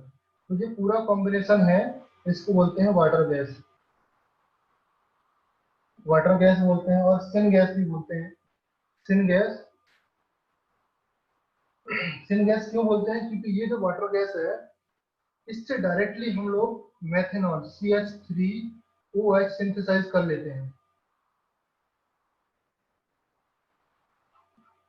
डायरेक्टली कर लेते हैं। इसी रेशियो में अगर उसको हम लोग कुछ मतलब एक कैटलिस्ट होता है, उस कैटलिस्ट की प्रेजेंट में अगर हम लोग उसको हीट करते हैं, इसी रेशियो में 1:3 की रेशियो में, ये 1:3 की रेशियो में है ना, 1:3 की रेशियो, इसी रेशियो में अगर हम लोग कैटलिस्ट होता है, वो कैटलिस्ट क्या होता है, कैटलिस्ट लिख लीजिए यहाँ पे क्या होता है, रिएक्शन में आपको लिखा था, ये नोट कर लिया आप लोगों ने, नोट कर लीजिए, मैं आपको लिखाता हूँ नेक्स्ट कैटलिस्ट क्या होता है रिएक्शन के अंदर।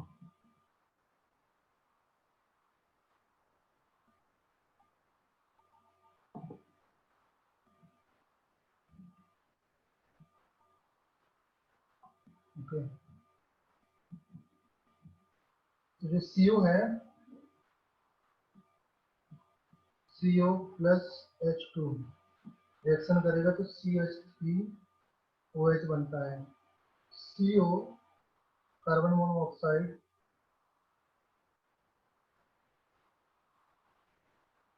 ये कैटलिस्ट होता है। इस कैटलिस्ट की वजह से जब रिएक्शन करता है,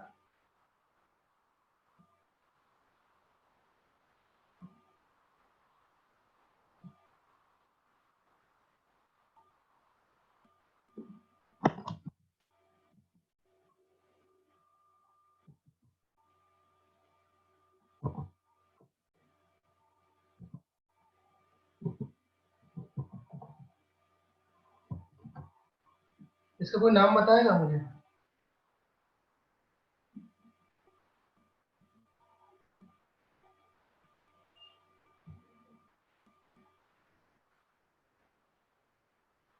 आपको मेरी आवाज आ रही है, हाँ सर आ रही है। इसका कोई नाम बताएगा मुझे, ये लिखा है यहाँ पे,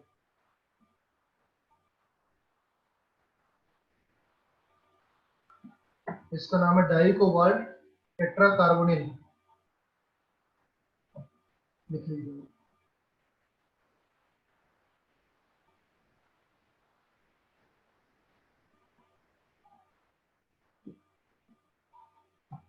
इससे रिएक्शन करने से ये मेथनॉल बनाता है, CH3OH बनता है डायरेक्टली, तो इसको हम लोग सिन गैस बोलते हैं या वाटर गैस बोलते हैं, इसको हम लोग सिन गैस या वाटर गैस बोलते हैं। रिएक्टेंट्स में कोबाल्ट है या फिर कार्बन मोनोऑक्साइड है? ये कोबाल्ट है, ये कार्बन मोनोऑक्साइड है बेटा, कोबाल्ट कहाँ से आएगा, कोबाल्ट तो कहीं है भी नहीं है, ये जो रिएक्टेंट में है ये कोबाल्ट है, ये चीज कोबाल्ट है, ये कार्बन मोनोऑक्साइड है, ये CO,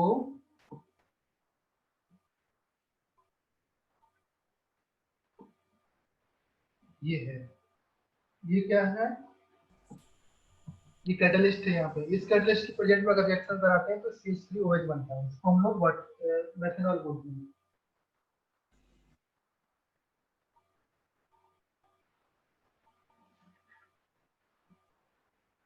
नेक्स्ट हेडिंग डालिए बच्चों, बोस प्रोसेस।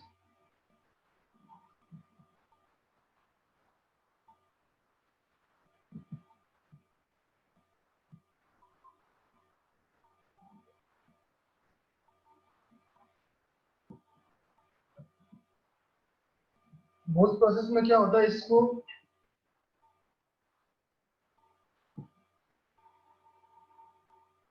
कोल और कोक, ब्रैकेट में ये भी लिख रहे हैं, इससे बनाते हैं। इसमें क्या होता है बच्चों, जो कार्बन होता है, कार्बन का रिएक्शन जो वाटर से कराते हैं हम लोग, कार्बन नहीं, ये कोल है, कोल है, सॉरी कोक है, कोल एंड कोक में कोई डिफरेंस बताएगा? कोल क्या होता है, कोक क्या होता है? रिएक्शन कराते हैं तो CO plus H2,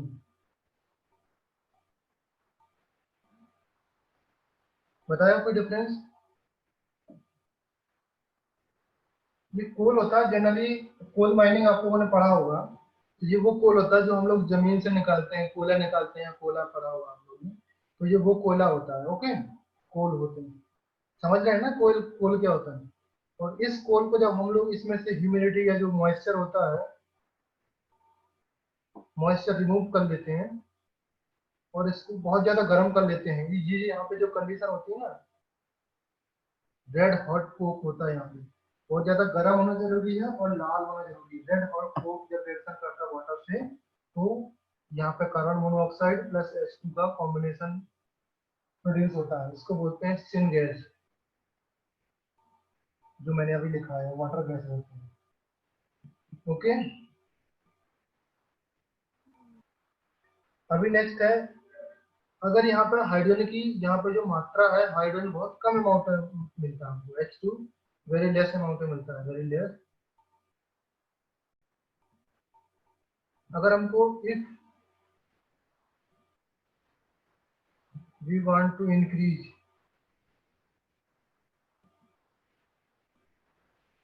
the yield of H2 gas, अगर H2 गैस हमको इंक्रीज करना है तो इसमें क्या, वाटर से हम लोग को रिएक्शन करा देना है, CO प्लस H2, ये तो हमारा वाटर गैस हो गया, प्लस इसमें वाटर से रिएक्शन कराएंगे हम लोग इन प्रेजेंस ऑफ Fe2 3 और Cr2O3, कोई एक चीज लेने से, रिएक्शन करा लेने से, इसका लगभग 763 केल्विन के आसपास टेम्परेचर होता है, 773 या 763 केल्विन होता है, CO2 बनता है प्लस H2 गैस बनती है। ये आप लोग रेस्ट लो, 2H2 लिख लो यहाँ पे, क्योंकि 2H2 बनता है, रिएक्शन बैलेंस हो जाएगी। ओके,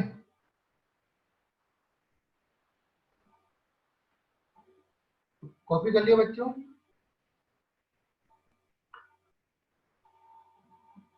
ये जो होता है यहाँ से,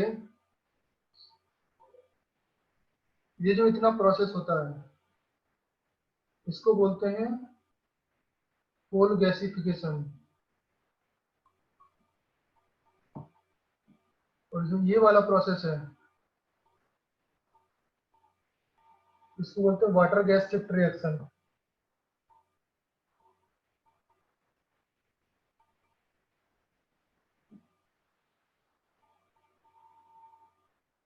और जो पूरा होल प्रोसेस है, इसको बोलते हैं बोथ प्रोसेस।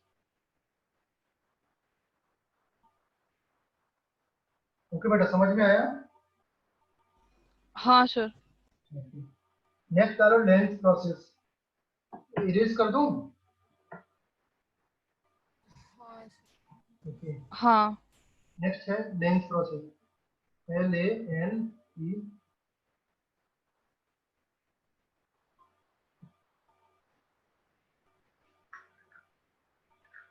ज्यादा नहीं है, ये लास्ट है, इसके बाद हम लोग उसका यूज पढ़ेंगे और कुछ अदर प्रॉपर्टीज पढ़ेंगे। लेंस प्रोसेस में क्या होता है बच्चों, जो आयरन होता है, इसमें Fe की रिएक्शन कराते हैं प्लस H2O, Fe एकदम वही, मतलब टेम्परेचर एकदम रेड हॉट होना जरूरी है, नियरली 1200 केल्विन के आसपास गर्म होना जरूरी है, रेड हॉट। तो जब इसमें स्टीम पास कराते हैं, ये स्टीम है, वाटर स्टीम है, तो Fe3O4 प्लस 4H2, इसका कोई नाम बताएगा मुझे? इसका तो पता है Fe है, आयरन है, इसका वाटर है, इसका नाम बताओ मुझे, एनीवन? Ferric oxide. फेरिक? हाँ। Fe2O3 का नाम बताओ फिर।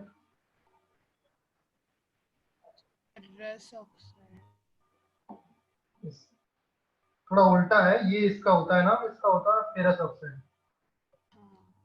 ओके, फिर यहाँ पे Fe3O4 का फेरस होता है, इसके लिए फिजिक होता है। ओके, तो ये हमारी प्रोसेस है, वही हम लोग हाइड्रोजन कैसे बनाते हैं। जनरली और भी प्रोसेस है, बट वो हमको यूज नहीं होता, इतना काफी है हमारे लिए। ओके, इतना बहुत सारा है, इतना भी नहीं आने वाला है लोगों को, फिर कैसे कैसे बनाते हैं हम लोग। अभी नेक्स्ट हम लोग चलते हैं फिजिकल प्रॉपर्टीज। फिजिकल प्रॉपर्टीज जरूर उतना ज्यादा नहीं है, आप लोगों को लिखा है कॉपी में। फिजिकल प्रॉपर्टीज ये देखो, लेंस प्रोसेस। फिजिकल प्रॉपर्टीज है, कलरलेस होता है हाइड्रोजन बच्चों, मतलब इसमें कोई कलर नहीं होता है, एकदम हम लोग पहचान नहीं सकते हैं।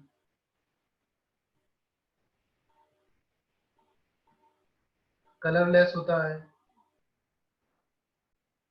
ऑर्डरलेस होता है, विदाउट टेस्ट और स्मेल होता है कलरलेस। डाइएटॉमिक होता है क्योंकि H2 फॉर्म में एग्जिस्ट करता है। Lighter than air, insoluble in water, water में इनसॉल्युबल है, लाइटर देन एयर, एयर से बहुत लाइट होता है इसलिए ऊपर उड़ जाता है। आपने देखा होगा जो बलून्स होते हैं ना, बलून्स में हाइड्रोजन गैस फिल करते हैं तो वो ऊपर उड़ने लगते हैं, उसमें हाइड्रोजन गैस ही फिल करते हैं, हाइड्रोजन गैस फिल करके वो ऊपर हवा में उड़ने लगते हैं। मतलब बहुत ही लाइट होता है क्योंकि इसका एटॉमिक मास कम होता है, 2 एटॉमिक मास होता है। और एयर का जनरली क्या होता है, हाइड्रोजन है, एयर में क्या होता है, नाइट्रोजन है, नाइट्रोजन का एटॉमिक मास बहुत ज्यादा होता है, ऑक्सीजन का भी बहुत ज्यादा होता है, तो वो नीचे रहते हैं एटमॉस्फेयर में। Liquefied by compress and cooling in liquid nitrogen, liquefied compress करने से लिक्विफाइड हो जाता है, लिक्विड नाइट्रोजन लिक्विड ऑक्सीजन बन जाता है। Cooling in liquid nitrogen, liquid nitrogen में इसको कूल कर लेते हैं हम, कूल करके रख लेते हैं क्योंकि ये हाइड्रोजन बहुत गर्म होता है, अगर हम कंप्रेस करेंगे तो लिक्विफाइड हो जाएगा, बट बहुत गर्म हो जाता है, बहुत ही हाइड्रोजन बहुत ज्यादा हाईली रहता है। अगर सिलेंडर में हम लोग फिल करते हैं कंप्रेस करके तो सिलेंडर बहुत गर्म होता है, इस वजह से उसमें ब्लास्ट होने का भी चांसेस होता है, तो उसको लिक्विफाइड करने के लिए नाइट्रोजन गैस उसमें डाल देते हैं। ओके, ये कुछ जनरल फिजिकल प्रॉपर्टीज है, कुछ डेंसिटी वगैरह है, डेंसिटी है, मेल्टिंग पॉइंट है, बॉइलिंग पॉइंट है, ये सब मैं आप लोगों को पढ़ा चुका हूँ, आइसोटोप से वहां पे पढ़ा चुका हूँ, तो वो आप लोग एक बार रीड कर लेना ऊपर, अगर नहीं करना तो उतना जरूरी नहीं है। सिर्फ इसका जो डेंसिटी है, डेंसिटी इंपॉर्टेंट है, तीनों का डेंसिटी याद रखना है, तीनों का डेंसिटी कैसे इफेक्ट करता है। एक चीज याद रख लो, melting point, boiling point, density, H greater than D greater than T, ये तीनों हाइड्रोजन का ज्यादा होता है, ड्यूटेरियम का कम होता है, इसका और कम होता है। उल्टा तो नहीं लिखा मैंने, आई थिंक उल्टा लिखा है, सॉरी।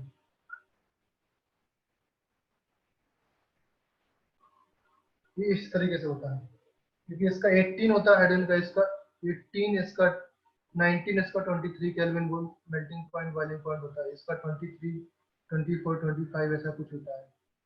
ओके, ये सेकंड वाला सही है बच्चे, ये H D T। नेक्स्ट है, मैंने आप लोगों के लिए शॉर्ट नोट्स बनाया है कि प्रिपरेशन ऑफ हाइड्रोजन कैसे प्रिपेयर।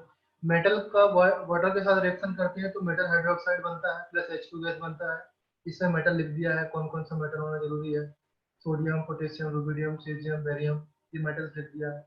मेटल्स का जब स्टीम के साथ रिएक्शन करते हैं तो मेटल ऑक्साइड प्लस H2 बनता है, इसमें मेटल का स्टीम, मेटल कौन कौन सा होना जरूरी है वो मैंने लिख दिया है। ये magnesium, iron, zinc and aluminium, अगर मेटल्स के साथ स्टीम से रिएक्शन करते हैं तो मेटल ऑक्साइड बनता है और हाइड्रोक्साइड भी बन सकता है। ओके, यहाँ पर metal oxide plus hydroxide. Third है मेटल प्लस एसिड के साथ रिएक्शन करने से सॉल्ट प्लस H2 बनता है, metal एवब the H in electromagnetic series, तो लिखा ना मैंने, लिखा ना वहाँ पे प्योर H2 नॉट ऑब्टेन, वहाँ पे प्योर H2 नॉट हमको नहीं मिलती है। ये आप लोगों को पता है ना, अभी कुछ डाउट तो नहीं है मैंने आपको जो पढ़ाया है इतना? नहीं सर। किसी को कोई प्रॉब्लम तो नहीं है ना यहाँ तक? ये वाला पॉइंट भी कवर कर लिया। मेटल प्लस बेस के साथ रिएक्शन कराने से सॉल्ट प्लस H2 बनता है, एम्फोटेरिक मेटल से such beryllium, aluminium, zinc and zinc, इसका बेस के साथ रिएक्शन कराने से मैंने बताया आपको रिएक्शन। ये भी लिखा है मैंने, जिंक जिसमें Na2ZnO2 बनता था, सोडियम जिंकोइड बनता था। इसमें लिखा था ना, सोडियम के साथ रिएक्शन करा, सोडियम NaOH प्लस Zn के साथ H2 का रिएक्शन कराने से बनता था। Okay, metal hydride plus water, metal hydride के साथ रिएक्शन मैंने बताया था, NaOH प्लस H2 के साथ रिएक्शन कराने से H2 गैस बनती है। कैल्शियम हाइड्रोक्साइड CaH2 के साथ रिएक्शन भी मैंने बताया। कोक किस स्टीम के साथ रिएक्शन मैंने बताया, वाटर गैस बनता है, ये BOHCH बोस प्रोसेस है।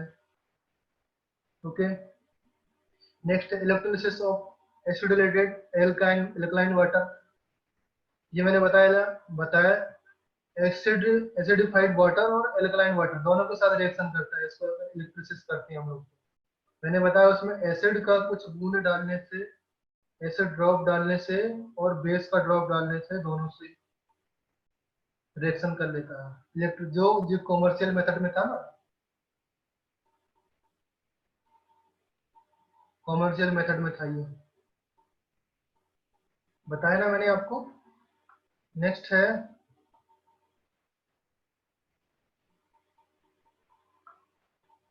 हाइड्रोकार्बन। हाइड्रोकार्बन के साथ मैंने बताया, हाइड्रोकार्बन स्टीम के साथ रिएक्शन करने से वाटर गैस बनता है।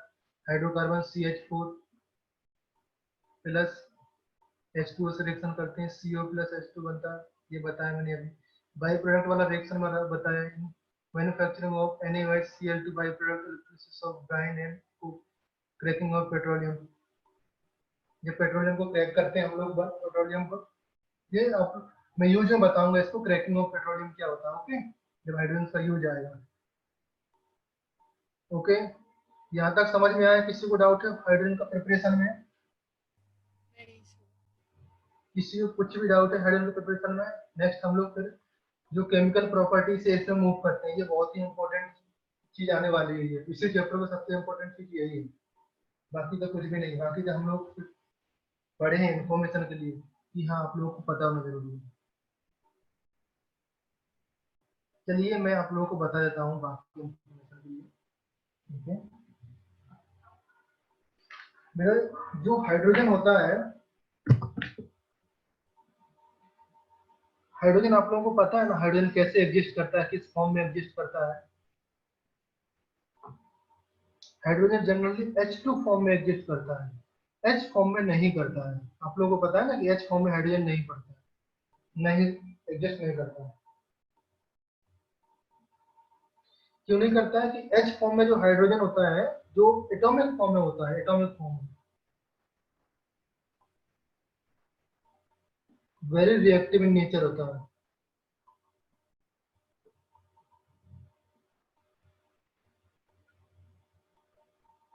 नेचर में बहुत बहुत रिएक्टिव होता है। ओके, तो जो H H जो एटॉमिक फॉर्म होता है ना, H plus H atomic form हो हाइड्रोजन, वो रिएक्ट नहीं करता है। ओके, तो देयर इज हाइड्रोजन, सपोज इस तरीके से हाइड्रोजन रिएक्ट करता है। मैं आप लोगों को 3D फॉर्म हाइड्रोजन का बता रहा हूँ। हाइड्रोजन का 3D फॉर्म मैं आपको बता रहा हूँ, एक सेकंड रुकिए।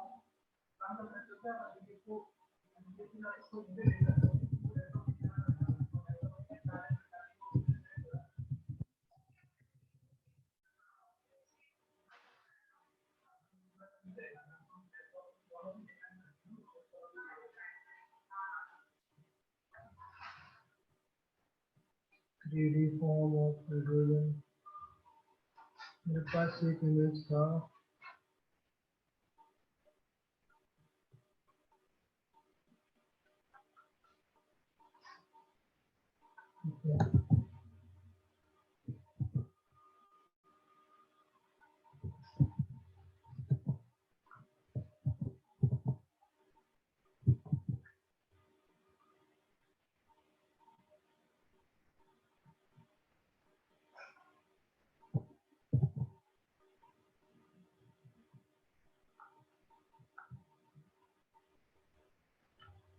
वन सेकंड बच्चों,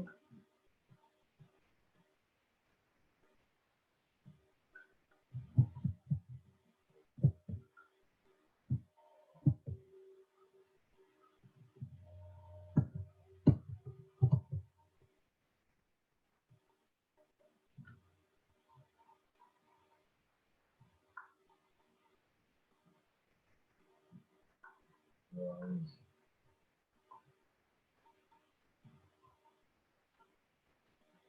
दिख रहा है आप लोगों को? ये हाइड्रोजन का 3D फॉर्म होता है। इस तरीके से हाइड्रोजन दोनों एटम अटैच्ड होते हैं।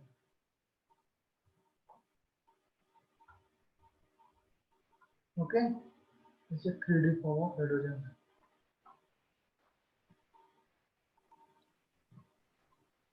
हेलो। हेलो।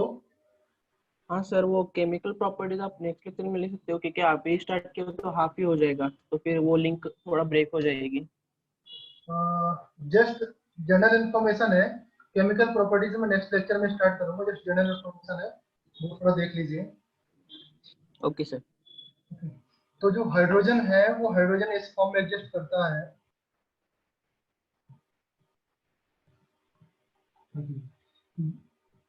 दोनों फॉर्म, ये हाइड्रोजन के दोनों एटम्स हैं। दोनों एटम्स इस तरीके से हाफ ऑफ एटम अटैच रहते हैं। सपोज ये हाइड्रोजन एटम्स है, एक भी दूसरा हाइड्रोजन एटम, इस तरीके से अटैच रहते हैं। मैंने अभी आपको 3D स्ट्रक्चर बताया। ओके, तो हाइड्रोजन को सबसे पहले अगर रिएक्शन कराना है, इस फॉर्म में एटॉमिक फॉर्म में रिएक्शन लाना है, तो उसको सबसे पहले ये बॉन्ड को ब्रेक करना होगा। और ये बॉन्ड को ब्रेक करने के लिए बहुत हाई एनर्जी, डिसोसिएशन एनर्जी चाहिए, जिसको हम लोग बोलते हैं डिसोसिएशन एनर्जी। डिसोसिएशन एनर्जी, और इसको हम लोग डिसोसिएशन एंथैल्पी बोलते हैं। एंथैल्पी बोलते हैं। ये होता है फॉर बॉन्ड, मतलब जो बॉन्ड को ब्रेक करने के लिए जो एनर्जी की जरूरत पड़ती है वो डिसोसिएशन एनर्जी बोलते हैं। अब ये क्या होता है, हाइड्रोजन के फॉर्म में क्या होता है, 485.88 किलो जूल पर मोल होती है। ये मतलब किसी भी सिग्मा बॉन्ड को तोड़ने के लिए सबसे हाईएस्ट एनर्जी होती है।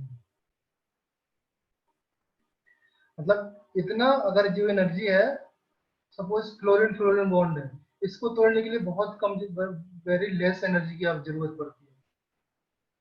तो इस बॉन्ड को तोड़ने के लिए बहुत ज्यादा हाई एनर्जी की जरूरत पड़ती है। इसलिए ये बॉन्ड अगर H2 गैस है तो जनरली ये HH फॉर्म में नहीं आती है, H+H फॉर्म में नहीं आती है। इसको तोड़ने के लिए क्या पड़ता, जो 2000 डिग्री सी, करीब करीब 1700 से 1800 डिग्री सेल्सियस में अगर हम गर्म करते हैं तो इतना परसेंटेज डिसोसिएट होता है, 0.081% डिसोसिएट होता है। समझिए, अगर हम इसको 5000 केल्विन, 5000 केल्विन समझ रहे हो बेटा, जितना सन का टेम्परेचर होता है, सन का nearly temperature 550 temperature degree Celsius होता है, इतना टेम्परेचर होता है सन का।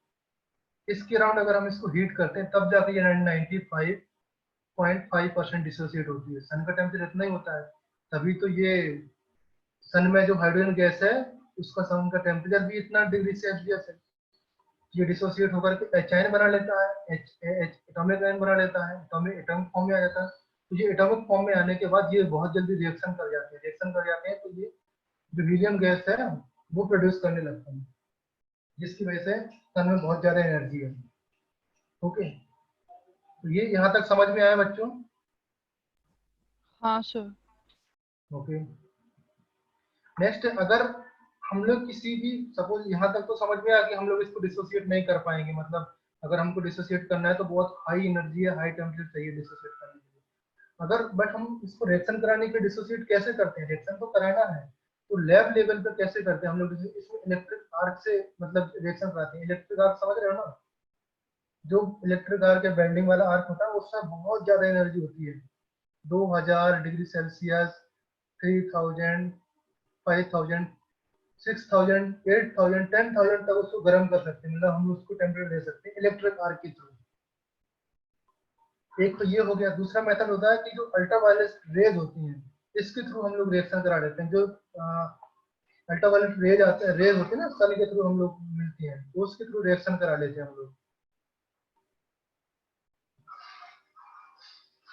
आया ने डाउट पूछा कि ऑक्सीजन कंटेंट कितना होता है, पर अभी तक ऑक्सीजन कंटेंट पता नहीं लगा कितना होता है, बट मोस्टली 90% तो सन में हाइड्रोजन ही होता है। तो सन में इतना कभी पता नहीं लगा बच्चों कि ऑक्सीजन कंटेंट कितना होता है, उसका आइडिया नहीं है मुझे। जैसे पता लगता है मैं आप लोगों को इन्फॉर्म करूंगा। ओके, 90% सन में हाइड्रोजन गैस ही होती है, ये याद रख लो। ओके, नेक्स्ट है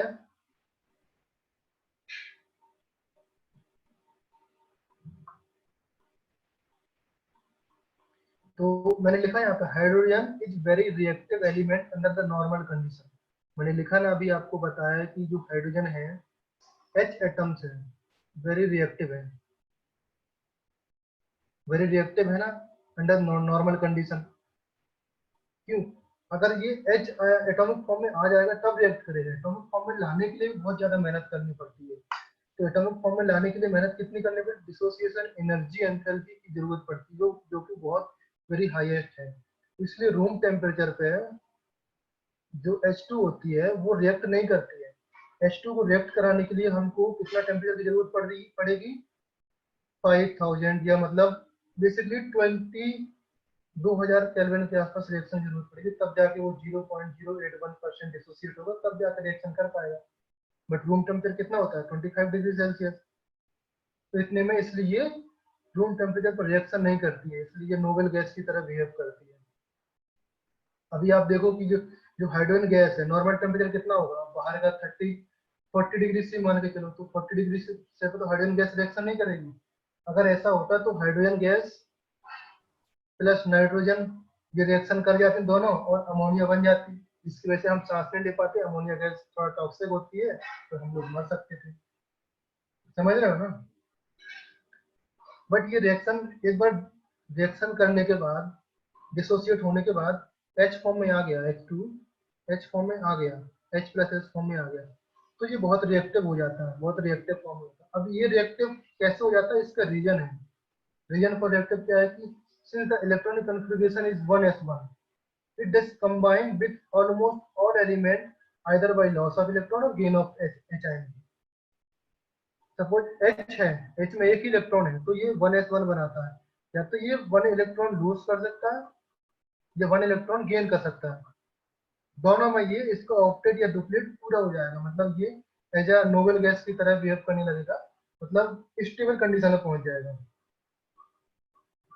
स्टेबल कंडीशन में पहुंच जाएगा। अगर ये एक इलेक्ट्रॉन निकाल देगा तो इसके पास 0 इलेक्ट्रॉन हो जाएंगे, एक इलेक्ट्रॉन गेन कर लेगा तो इसके पास 2 हो जाएंगे, तो ये हीलियम की तरह बिहेव करने लगेगा, तो ये स्टेबल कंडीशन में हो जाएंगे। तो इस वजह से ये रिएक्ट करता है। और ये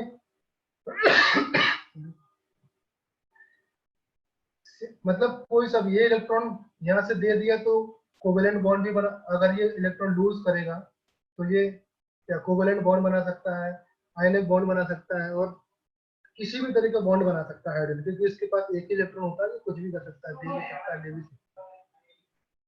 ओके, समझ गए बच्चों? अभी जो क्या है इसका रिएक्शंस है वो हम लोग नेक्स्ट चैप्टर में पढ़ेंगे, नेक्स्ट क्लास में पढ़ेंगे। Okay, reaction with different different element, different different compound से क्या रिएक्शन होता है वो हम लोग नेक्स्ट क्लास में पढ़ेंगे। ओके, तो यहाँ हम लोग लेक्चर स्टॉप करते हैं। किसी को डाउट है किसी भी चीज में अभी तक? जो केमिकल प्रॉपर्टीज, जो हाइड्रोजन की बेसिक प्रॉपर्टीज है वो बताया, प्रिपरेशन ऑफ हाइड्रोजन डिस्कस हुआ, कैसे प्रिपेयर करते हैं, lab method and commercial method discuss हुआ। Okay, position of hydrogen discuss हुआ, आइसोटोप हाइड्रोजन डिस्कस हुआ, अकरेंस ऑफ हाइड्रोजन डिस्कस हुआ। Okay,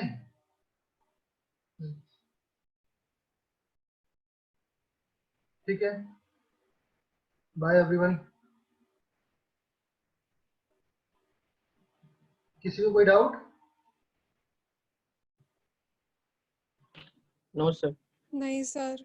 no no sir. Stop करते हैं।